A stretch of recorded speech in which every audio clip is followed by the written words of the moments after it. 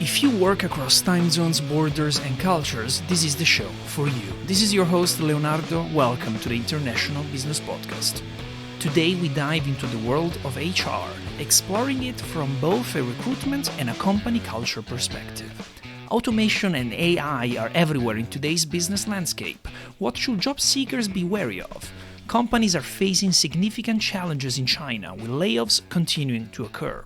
What is driving these changes? Furthermore, what are the most significant challenges and opportunities for HR professionals as businesses transition to digital operations? These and more will be discussed. Joining us are three industry professionals. For more details about them, please refer to the show notes. I've also included Amazon links to their books. Miriam is a German national and holds double degree in Asia Studies and Economics from Germany and Tsinghua University. She's general manager at Direct HR, one of China's largest German-speaking recruitment firms. She's a well-recognized senior leader in the HR service industry. Due to her expertise, let's focus on what Western companies are facing right now in China. So the general situation for Western firms in China is very challenging at the moment. What we are seeing is that many German and also other Western firms are engaged in a price war, and they find themselves and especially their margins under increased competition. The premium sector, which is a sector where especially many Western companies in a high-tech area have been focusing on, is shrinking. Growth, if there's growth, it mainly happens in the lower and mid-level sector. Geopolitics also play their parts between China and the West and China and other Asian countries. What we see is that there's a reduced preference from the headquarters in terms of new investment towards China. We see that foreign direct investment is reduced. They're bringing less lines or less headcounts. At the same time, the Chinese competition has really improved in quality a lot over the very few last years, and now can confidently meet many Western companies at about 80% of Western quality, but still asking for only half the price. So this is putting Western firms under a great amount of trouble and pressure in China. We have been seeing and we continue to see layoffs across the whole landscape. In the beginning, we saw layoffs of foreign senior managers in small, medium enterprises in summer 2023. And then we saw layoffs of mid-level employees in multinationals. And now we're seeing layoffs in senior multinational companies, especially for foreigners. So at the moment, the job market for Western or foreign nationals in China since 2023 has been difficult. 2024 has been the worst year for foreign professionals in China. And we are unclear how 2025 will be. Probably it will be a continuation or slight improvement of the previous year. The same is true, by the way, for Chinese firms. So it's not only Western firms that are struggling. Chinese firms are also under pressure, and we see headcount reduction for them as well. For example, Hisense is just laying off 20 or 30% of their staff as well. We see that very senior and very junior employees are having a very hard time to find a new job. For junior employees, they would usually work in real estate, online services, education, hospitality, and so on. And all of those are hit quite hard by the reduction of the Chinese economy and also the real estate situations that we have. Very senior employees find that, there's just one GM per company, and that means there are just less opportunities available, and as the country is growing much slower, there are less new opportunities available, and companies are quite picky. The best situation is still for mid-level managers in technical areas. Those are still required, especially if they're working in profit center roles. So that would be, for example, in sales. And those are finding it easier to find a new job compared to if they're in a cost center role. So a cost center role would be, for example, marketing or HR. Due to the high cost of living in especially first-tier cities, Beijing, Shanghai, and so on, we have seen a lot of movement of individuals who are not originally from those cities back to their hometown or to second or third tier cities, which is also where more jobs are being currently created. At the moment in my firm, in the recruiting, we are working mostly on what we call replacement roles. That means this position had been filled before in the company, and either the employee has decided to leave or the company has decided to replace this employee. Those are what we call replacement roles, and they are not growth-orientated or growth-related roles. A growth-related role, for example, would be a company to say, okay, we're building up a new business unit, or we're introducing a new product, or we're developing a new region. This is not what we're seeing at the moment.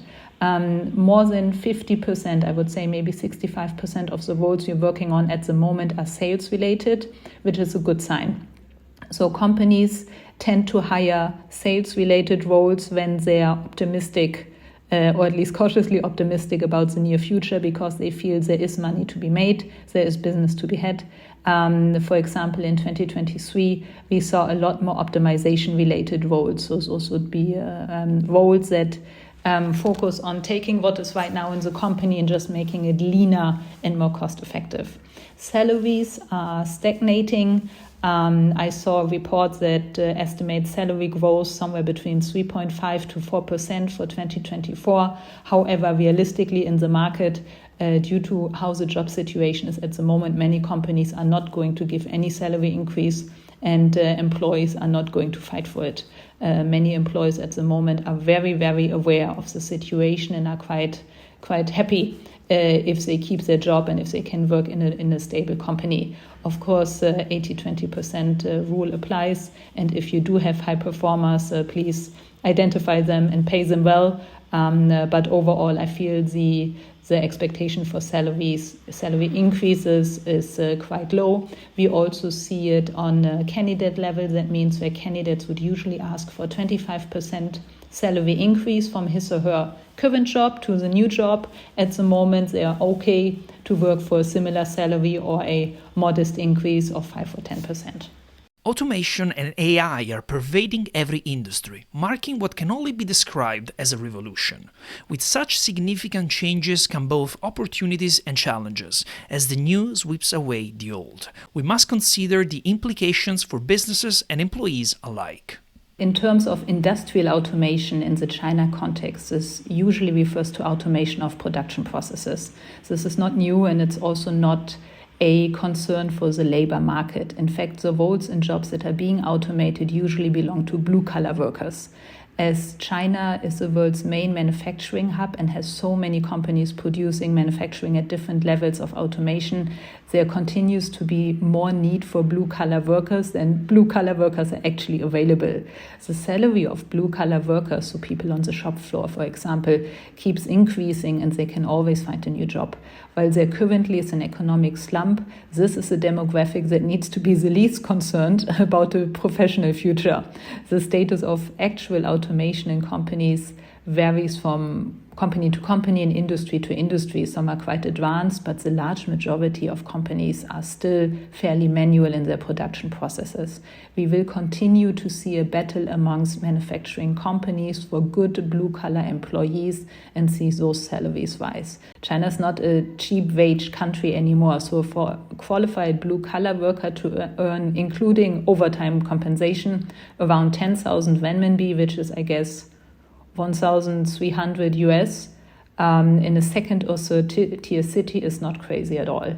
Automation for white-collar employees is different and mainly refers to tasks that are outsourced to a software system. So this tends to hit knowledge-heavy professions the hardest, be it legal services, be it marketing, data analysis, and financial services, for example, and so on. So language and translation, for example, as well. And so here we see a lot of jobs becoming obsolete. In terms of white-collar employees in general, we see that AI skills are becoming more important. China as a whole seems to be embracing AI technology and applies it to many fields. So in the future, actually already today, employees who know how to use AI tools will take the jobs of those who do not know how to use AI tools. While at the moment, across the roles my firm has been working on, it can be noted as a slight preference. I think this would, I would expect this to be increasing to preferred and then strongly preferred, which, is the grading, how we say how important is a certain ability or skill for a job profile. Everybody would be very well advised to at least have a rough understanding on how to use simple AI tools. We continue also to see companies reducing the headcount at the moment and dispersing the remaining workload on the shoulders of fewer employees, fewer staff. But even if not, workload will not only increase in quantity, but also in diversity, which makes it important for every individual to understand what tools he or she can use to work faster and more proficient. This is less likely probably going to be a challenge for the younger generation and becomes successively more challenging for the more mature candidates. I think this is not true for everybody, but just as a general rule.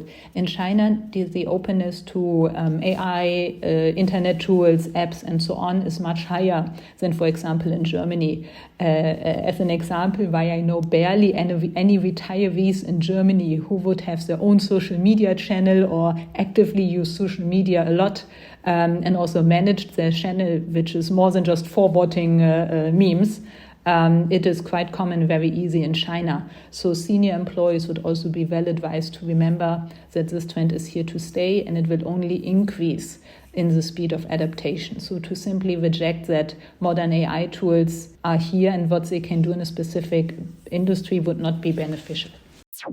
If you're looking for more content, join me on Patreon for exclusive perks such as Podcast Archive, access the first 102 episodes, enjoy new exclusive content, early access to upcoming YouTube videos and newsletters, get insights into my content preparation, including a curated reading list and personal reflections. You can also submit your questions and I'll answer them in future episodes. Check the link in the show notes.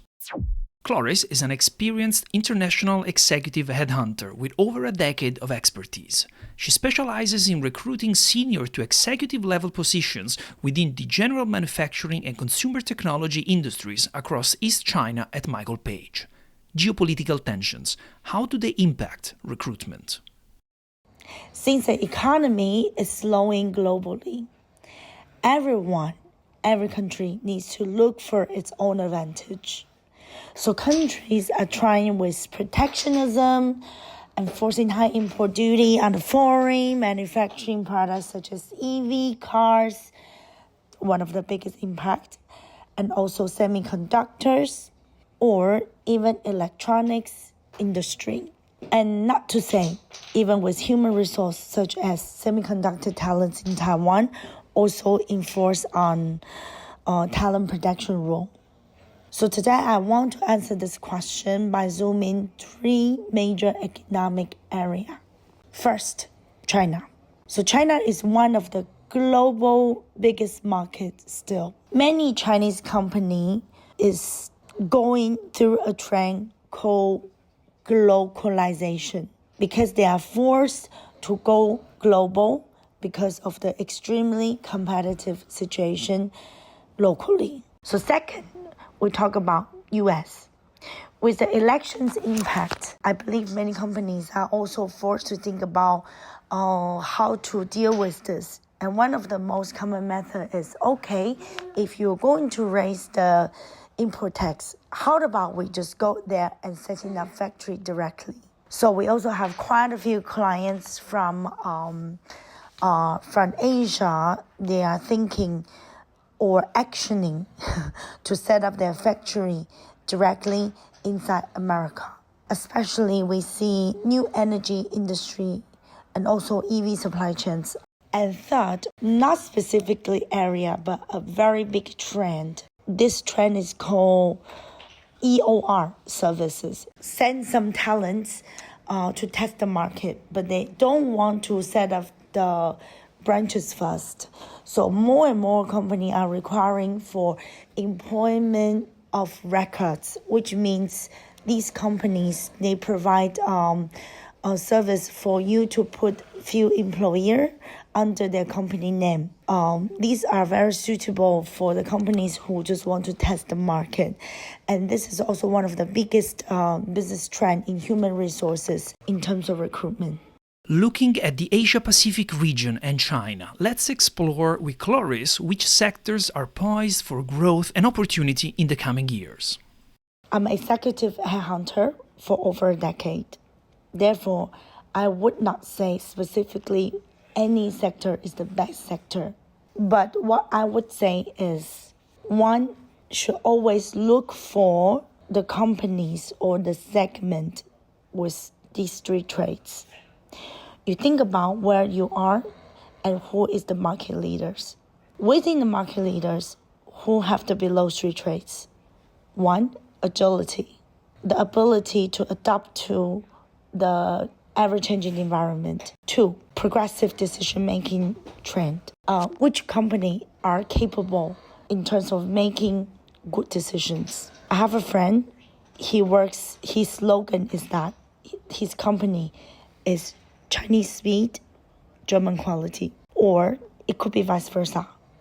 German company could say they are German quality with somewhat Chinese speed. And third, inclusion. You should always look for the company who has the ability to have a global mindset and include different type of talents and include different type of ability. If the company does not have such ability, it is very difficult to retain the talent. Boarding the plane now, we're flying to the US. Ben is an international best-selling author of How We See Ourselves and a sought-after leadership coach, speaker, and HR strategist. With over a decade of experience in organizational development, employee retention, and executive coaching, Ben has guided leaders across industries to overcome challenges, build high-performing teams, and achieve transformational success. In the final part of the episode, we will shift our focus, specifically examining company culture and remote work. To begin, let's explore with Ben some key strategies he has found effective in adapting company culture to thrive in diverse international environments. In the context of adapting company culture to fit diverse international environments, you just have to remember that not everybody is the same.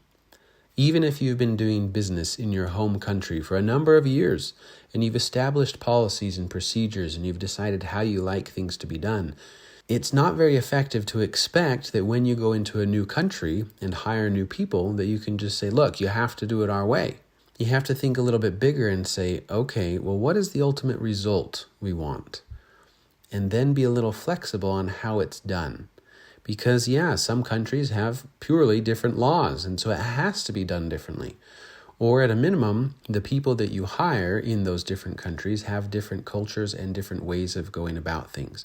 One primary example is communication styles. Some are direct, some are not. Some like to talk and shoot the breeze for a while before getting straight to the point, and others are like, nope, let's just start to do business.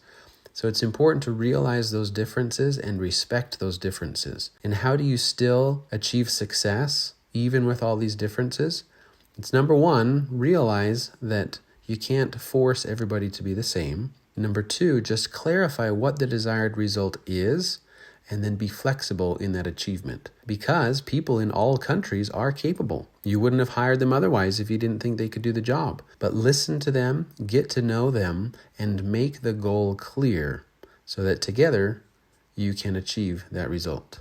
Remote work has transformed the traditional workplace, offering flexibility and accessibility that benefit both employees and employers. As organizations embrace this model, they can tap into a global talent pool, reduce overhead costs, and enhance employee satisfaction. However, successful remote work requires effective communication tools, a strong company culture, and clear expectations to ensure productivity and collaboration. As businesses increasingly move toward digital operations, one significant challenge is the fact that people are remote. And when people are remote, there's just less social aspect.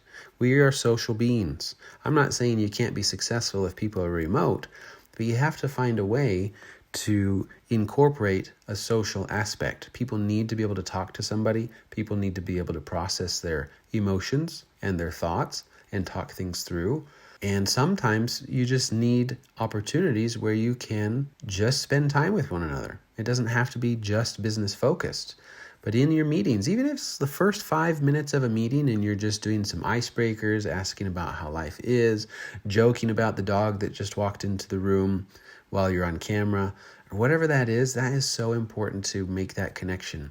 Because in this world of remote work, there's a lot of loneliness and we have to juggle everything. So we have to say, well, how do we have that balance between, okay, my family is outside the door, but I'm trying to separate that so I can get to work, or how do I mix them appropriately?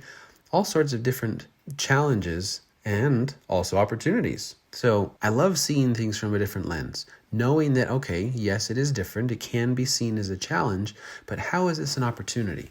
Well, this allows for us to open up different levels of conversation and develop different levels of relationships with our employees. We can remember that they're human beings first. Yes, they're in the company to help us achieve our goals, but ultimately they're human beings first. So guess what? We can spend a little bit more time getting to know them as humans, allowing them to have and experience emotions, and make it safe yourself and saying, hey, I get it. We're busy. We're stressed. Let's talk about it. Or the world is going crazy right now. There's a lot going on. Let's talk about it. It's hard to balance family and work, especially working from home. That's okay. Let's talk about it. So opening up that room for employee well-being and mental health, that is a significant, not only need, but opportunity for you to shine. If you and your company can be successful in doing that, you will be the place to work. You can find more details about each guest in the show notes. I'd like to remind you about Patreon, where you can gain in-depth access to the show. If you enjoyed this episode, please follow the show on your favorite app and leave us a review. Connect with me on LinkedIn, link in the show notes. Cheers for now.